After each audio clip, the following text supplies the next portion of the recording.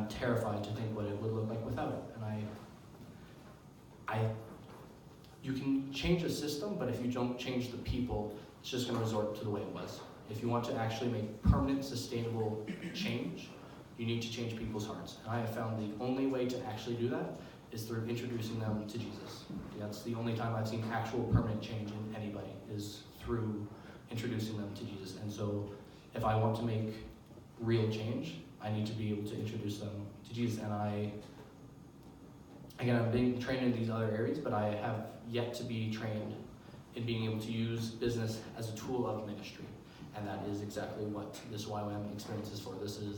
I'm viewing this as an investment to kind of complete the Trinity, being able to connect business knowledge, sustainability knowledge, and create ministry. Do all three. And if all three can be established, I honestly think that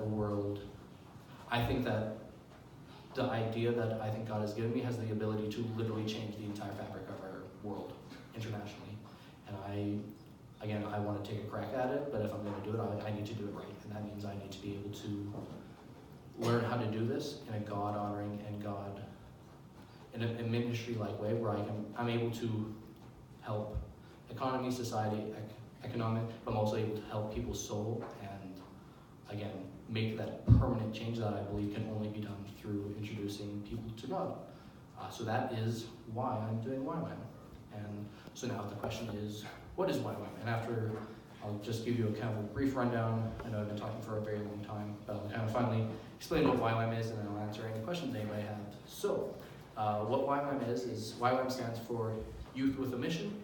It was founded with the idea of sending young people across the world and equipping them to, one, be stronger people and be stronger people in their relationship with God, but also train them in how to talk to and work with people internationally, and again, just be able to teach more people about God, as the founder and everyone in it believes that the most effective and powerful way to actually impact people in society is to teach them about God, because that's what changes actual people.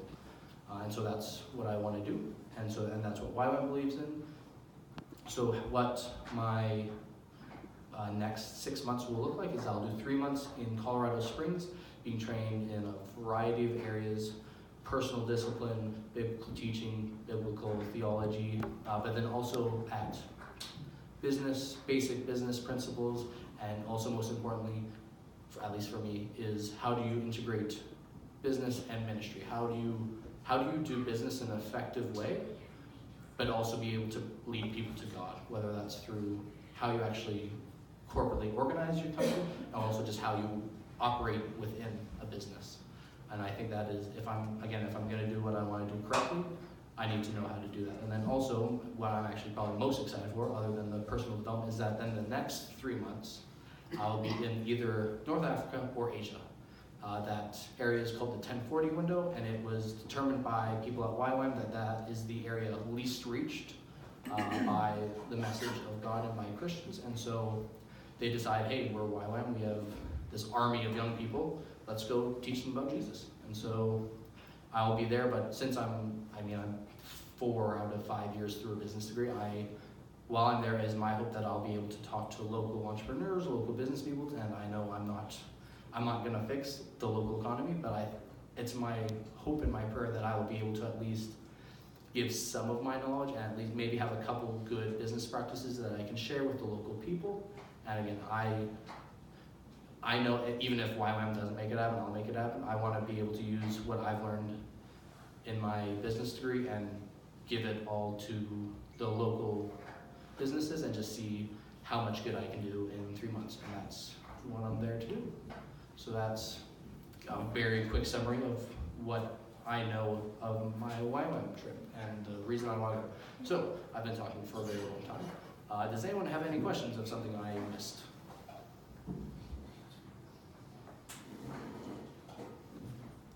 Yes, in the back. What's your favorite color? Favorite color? Yeah. Blue. Yeah. Yeah. Once you get the business off the ground, what would be your supply chain? Or Little did you know I've actually thought about this. So how the business is going to work, or at least how I see it working, is so I will have the retail stores. My strategy would be quickly but responsibly growing. Probably try and get through most of Canada. I would be starting it in Calgary. Then I think actually go to Vancouver because BC has a very socially conscious population. But basically I try and do rapid expansion of retail locations. Then the business would be supplied through these social enterprises. So my company actually, ironically, probably wouldn't by most definitions be a social enterprise itself, but it would be a strong advocate for social enterprise. And so I would be supplying by probably like Tom's. Tom's has actually kind of gotten their crap together, so they're better now, thank goodness. But like Tom's, yeah, no, they figured out how to mostly do that. Anyway, so Tom's, the company like Tentry, I literally on my phone have a list of like 20 companies, and I just actually found more like 3 days ago of just all these amazing brands, international brands that I would basically just call them and be like, how can I get your products to Calgary? And then I would be a retail store. There's a model that you can do where if you know you're going to be doing most of the advertising for a company, I would use that to get a very discounted rate. So I would honestly I would get very close to production costs from these companies, and I would say, hey, you know what? You're not going to make a lot of money off of my retail store, or at least this is how I would try to explain it. I haven't talked to any of these companies yet, but I would basically I would sell their product, but I'd also be their marketing department at least starting in Calgary, and then wherever the stores went. And yeah, I would try and get it at most discount cost, and I would also do all the marketing, because I mean, marketing for these companies is, I literally just need to tell you their story, and I think all of you would be like, oh, how many things can I buy? Because they're amazing. Like one I just found out yesterday, where they have these amazingly comfortable socks, and they have we were talking about this. We get they have these socks, and they have a certain quantity of socks, and once they sell a certain quantity of socks, they can fund this predetermined NGO. So they basically fund charities, and there's lots of companies that do that. 7 League T-shirts has been doing this for a couple of years. They're probably one of the most popular in this area, where it's basically for every T-shirt you buy, they give $10 to a local charity, and you can kind of determine what charity you want. It's a super cool company. But I basically just find all of these companies, and I would bring them into my store, and then I would sell them and market for them. And I think that would be a very effective way to get this economy booming, because again, the one problem with all of these companies is that they don't have a very big marketing budget, because they're spending so much in both running their company responsibly and also following up with all of the social stuff they're doing. So again, I would try and fill this gap that I see in the current industry. So yeah, and then I would just run a retail store basically and figure out how to not get killed by Amazon, which I will eventually figure out the way I'm going to do that. Yeah. Any other questions? Yes. How many people are going to be in your program? I have no idea yet. They have not given us that information. I am currently in a Facebook group of like 20 people. Like 9 of them are staff, but it's at this point it's still very early on. So I think I haven't looked at the exact size of Colorado Springs locations and like what their program last year was. But from the interpretation I got, there should be around 100 people-ish at the base. And then in the BAM program, I'm guessing there'll be around like 10 or 15. I don't actually know that though, so I could be completely wrong. They have not told me that. Yes, wait, Levi? What's your favorite animal? Favorite animal? You pick it. What is my favorite animal at this point? Wolf. Now, I do like wolves. They're a very beautiful creature. I find myself I like lions as well. I think they're just cool. So wolves or lions, yes. What is the probability you come back from this trip engaged? Engaged. I don't know. Like 40%. Like that's not why I'm going, but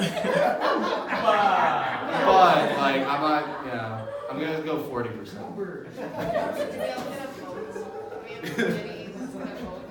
That's a good question, actually. Were there other questions other than Levi? Alec again. From the Asia map, is there any list of actual countries that would be there? That, like, Oh. is there for sure? No, I have not been given an actual list yet of I just know it's North Africa or Asia, you know, just that massive. If you're in East Africa, you have a lot of water. True, which would be super fun because there's dealing with water systems. I think is super interesting. There's massive business potential there that for some reason I don't see being not exploited, addressed. Yes. So why does it say make Zach go bam? Make Zam go bam because I like puns, and the business. So the actual name of the program I'm doing is Business as Mission, acronym BAM, and so I thought saying Zach go bam was a fun pun. So that is why that exists. I like it. Alfie. When's the last time you paid for pizza? What? When's the last time you paid for This pizza? is an excellent question. Last time I paid for pizza? That sounds. A month ago?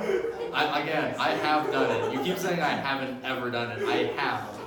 Not a large amount. Why don't you pay for pizza when I order the pizza?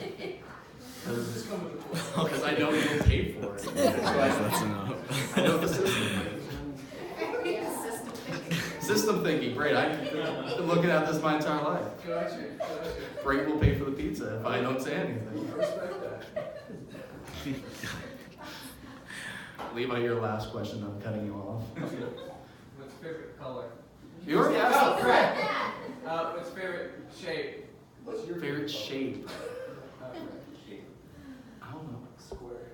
Triangle. Actually, square. Triangles are the strongest shape. Circle. I'm gonna do square. Circle. Brick. Exactly, brick. So, are there any other questions that aren't from Levi? Levi's been cut off from questions. Any real questions? Okay, well that is my spiel. So if you have any further questions, and you think of any, please come and ask me, because I actually very much enjoy questions. Yes. What's your favorite number? Gosh dang it,